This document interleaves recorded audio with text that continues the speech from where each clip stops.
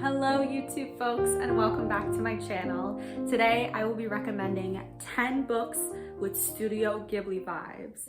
Now I do want to give a bit of a disclaimer. Some of them are pretty loose connections. I based the book recommendations on vibes, but I'm also going to be comparing each book with a specific movie and like giving you some of the details regarding the crossovers. But like I said, some of them are deep pulls. I really wanted to get creative with this, so don't trust that it's a 100% to 100% equal comparison, but each book does have big Ghibli vibes, and each movie that I compared to the book does have a little bit of the same details. The first book that I want to recommend today is Iron Widow by Xran J. Zhao. I hope I said that right. This book is really good. It's a YA sci-fi dystopian novel, but it's also takes place kind of in the past. It's very interesting, and it's got a really strong female character and a big war involved. And the movie that I want to compare it to is Nausicaa of the Valley of the Wind. And the major reason why, and this might be a little bit of a spoiler, but not really, because it does come in at the end of the book, but both pieces of work have giant mechanical bugs. Iron Widow, the big bugs, or they're just kind of like big mechanical animals, are what the people use as armor to fight in the war. And in Nausicaa of the Valley of the Wind, there are these big, maybe they're not necessarily mechanical, but they are sort of like futuristic bugs that they have to, you know, work against, work with, work for, etc. And both the movie and the book just have a really strong female character that runs the show, and also has a major political opposing sides war that is a major part of the plot. The next book that I want to recommend is The Beautiful Ones by Silvia Moreno Garcia. This book is really wonderful. I read it a couple years ago. I think the year it came out, and it's kind of like Regent era, Renaissance, medieval, I don't know. There's gowns and balls, and decorum is very important and stuff like that. But there's this girl, and she discovers she has powers, and not many people have powers, and she becomes associated with this man who's like iconic in the world of people with powers, and there's sort of like a little something that happens between them. The Ghibli movie that I want to compare this book to is When Marnie Was There, which is a newer Studio Ghibli movie. And the reason why I wanted to compare these is because they both have like the gowns and like the old-timey energy with balls and women with fans and very tough to navigate romances. But also both the movie and the book have just a touch of magic. Neither of them I'm going to categorically say are fantasy, but just like a touch of magic.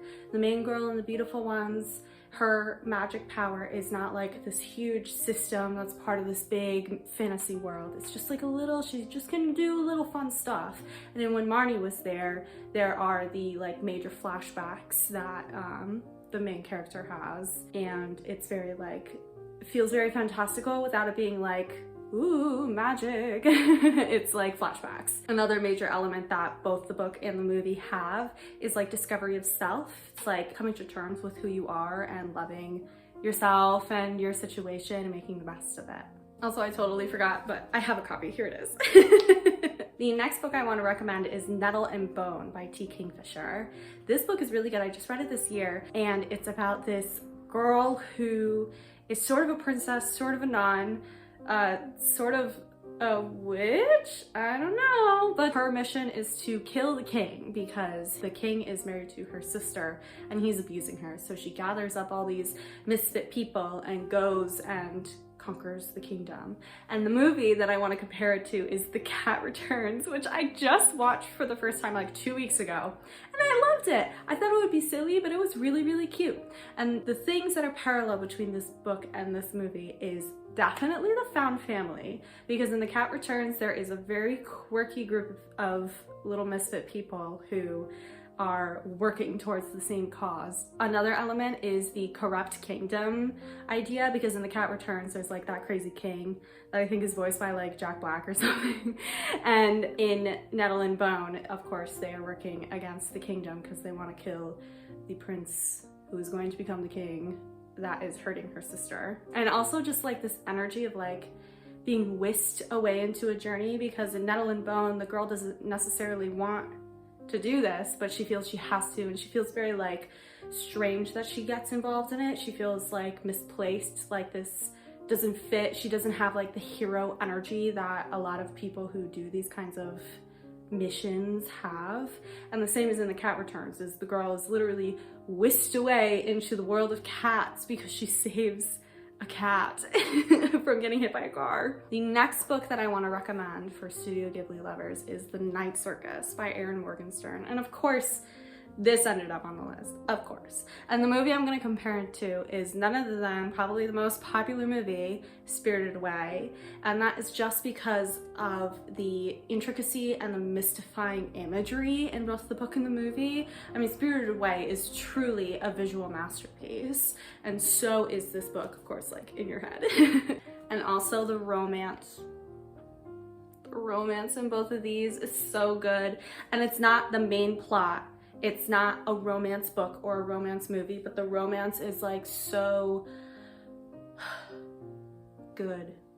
I don't even know how to describe it. It's just so good.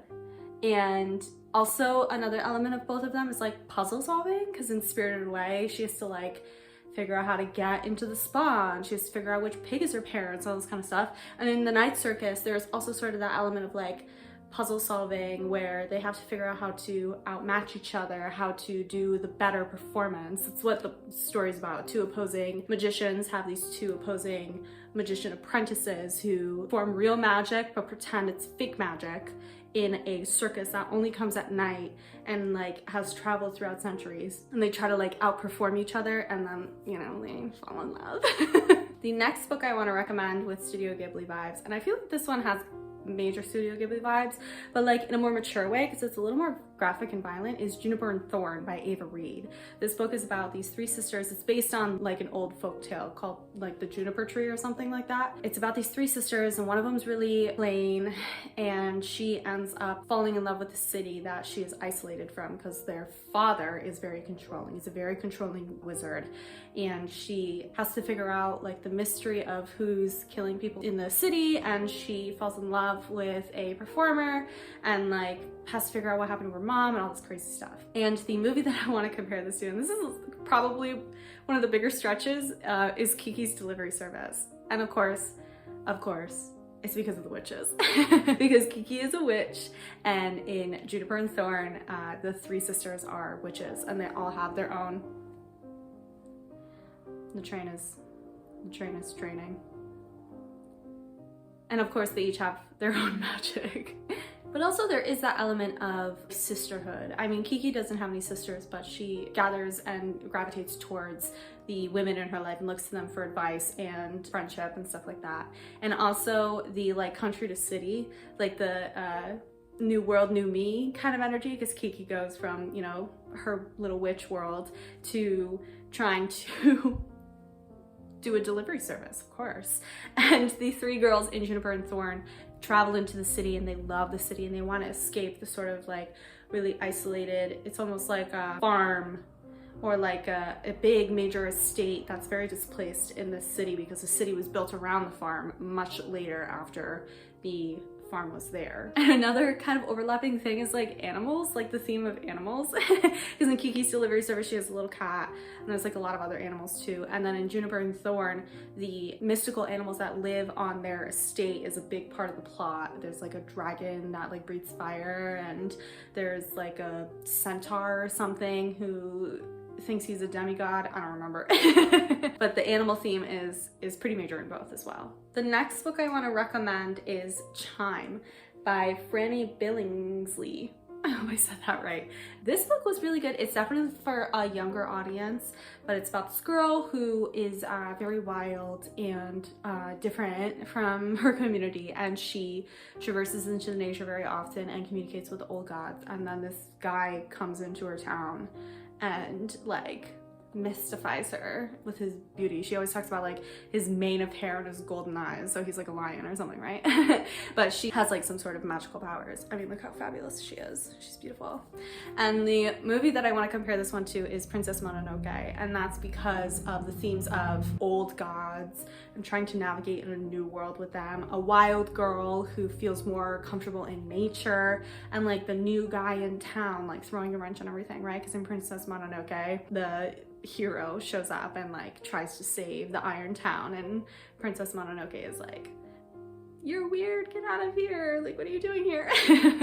So those are the two that I would compare this to. But this definitely has Studio Ghibli vibes because it's very like nature centered and talks a lot about the old world versus the new world of today. The next book I want to recommend is To Kill a Kingdom by Alexandra Christo. I just read this book this year too, and it was like a really fun read, you know, like it's not like gonna blow your mind or change your view of the world, but it was like a really fun read. It's like a twist on the Little Mermaid story, except it's a little more dark because the mermaids kill people.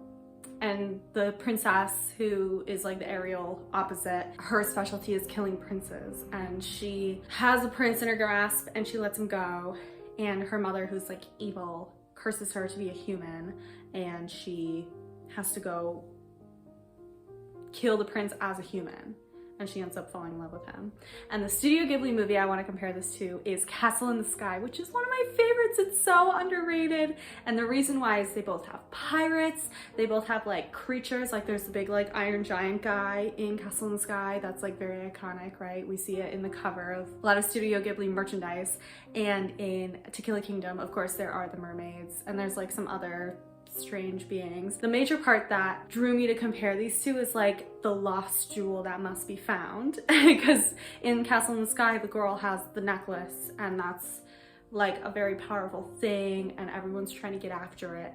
And in To Kill a Kingdom they need to find the jewel of like, it's like the eye of the first mermaid or whatever, one of the eyes, and it's like very powerful, and it's the only way to kill the evil witch mermaid queen, and that's obviously everyone's goal. So that like magical jewel, like big journey to find it or to protect it is what drew me to compare these two. And also just like, they're both really romantic.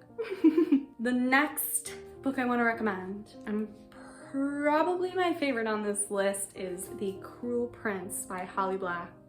This whole series, of course, the Folk of Air series. Oh, y'all, I think I talked about it in an earlier video, maybe my like get to know me video or something, but the series rocked my world. Like, it's so hard to even explain because you just have to read it. You just have to get the words in your brain in order to understand how amazing this book is. But the movie I want to compare this to, and this is my favorite comparison, this is what I'm most proud of, is Howl's Moving Castle. Oh, love that movie. Love it. But the reason why I wanted to compare it, the main one, is because of like the spoiled, handsome prince trope. Because Howl obviously is like, he melts down, like he gets so upset when his hair changes color, but he's very powerful and like lonely and very ostracized from the rest of the world because of his differences from the people around him. And in The Cruel Prince, the Cruel Prince, he is also very handsome and spoiled, but he's much meaner and he like hurts people. But I had to compare the two. And also just in general, there's like war in both of them. There's a big major war. I mean, I'm gonna compare the movie to like the whole series. You have to read all 3 books to get to the war part. But there's like major wars, very complicated politics in both of them. That makes it feel more realistic because we humans don't fully understand all the politics around us, right? So it's like, how do you navigate what you know in a world that is so complicated, especially when the world is so heavily affected by complex politics? And also just like the plain girl trope in both of them, because in Howl's Moving Castle, she turns into an old lady, right? So she's like the absolute opposite of what society sexualizes and adores and admires in women, which is like youth and purity. She's like an old, chubby lady. And in this book, she is a human living in a world of elves. Obviously, she's very plain and lacking in a lot of ways that the people around her are not. So that's the other comparison I wanted to draw. The next book I want to recommend is The Last Tale of the Flower Bride by, I hope I said this right, Roshani Chokshi. Chakshi. I'm so bad at pronouncing words, I'm sorry. But this book is so incredible. I remember just listening to it as an audiobook because I wanted just something to listen to.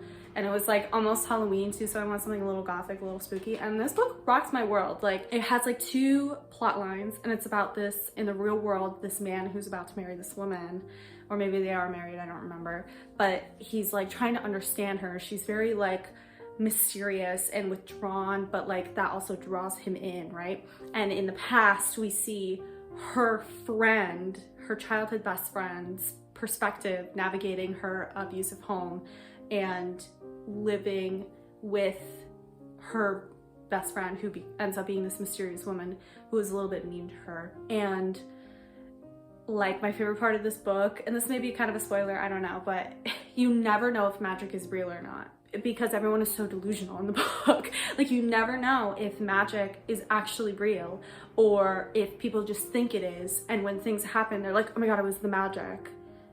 But also, like, maybe it wasn't. Like, who knows? Like, it's really exciting, and like, you never know the answer. All the way until the end of the book, you never know the answer. That's really exciting. And the movie that I want to compare it to is Grave of the Fireflies, which I know is not one of Studio Ghibli's most popular ones because it's just like absolutely devastating from start to finish. But so is this book. Like, it's so heart-wrenching and devastating, all the things that happen, all the things that these 2 girls went through, what the husband, the soon-to-be husband, whatever, is going through with this woman. Like, from top to bottom, it's just really like, oh, what's going on?